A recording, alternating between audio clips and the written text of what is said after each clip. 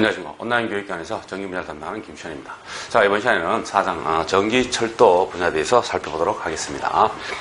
자, 먼저 전기 철도 그러면은 전기를 주 동력으로 해서 우리가 전기차를 운송하는 뭐 여객이라든가 화물을 수송하는 기차를 가지고 얘기하죠. 뭐 이와 같이 다양하게 뭐 지상철도 있고 뭐 지하철로 가는 지하철도 있고 뭐 이와 같은 우리 전차 선로를 전차 레일이라든가 전차 선로를 통해 가지고 우리가 전기를 급전해서 가는 것이 바로 전기 철도가 되겠습니다. 그래서 전기 철도는 우리가 특징을 보면 내연기관과 비교해 가지고는 신속 정확하다. 그 다음에 안전하고 편리하다.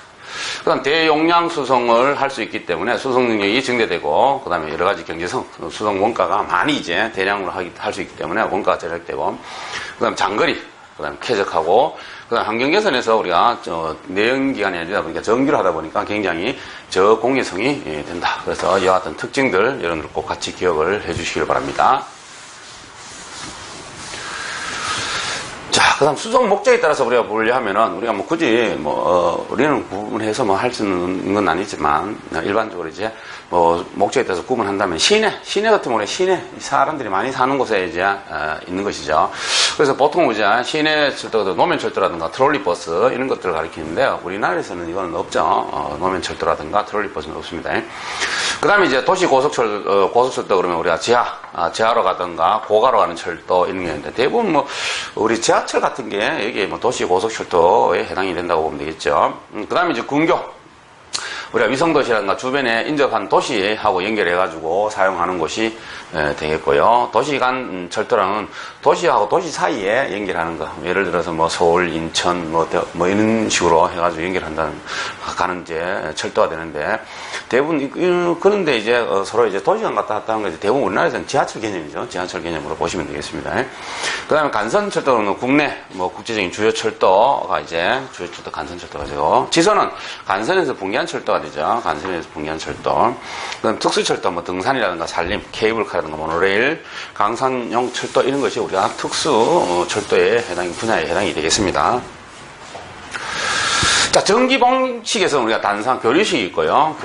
우리가 교류를 받아서 막바로 교류를 이용해서 전동기를 우리가 돌리는 방법이 있고, 그 다음에 정류기를 통해 가지고 우리가 직류로 우리가 전동기를 돌리는 방식이 되겠습니다. 그래서 우리가 이제 안전에서 전기를 받으면 이제 철도에서 철도 변전소를 통해 가지고 각각 이제 급전선로를 통해서 전기차에다가 전기를 공급해주는 방식인데, 이때 이제 우리가 전기차의 모터를 우리가 전동기를 돌릴 때 교류를 쓸 거냐, 우리가 직류로 쓸 거냐 하는 것이 이제 되겠습니다.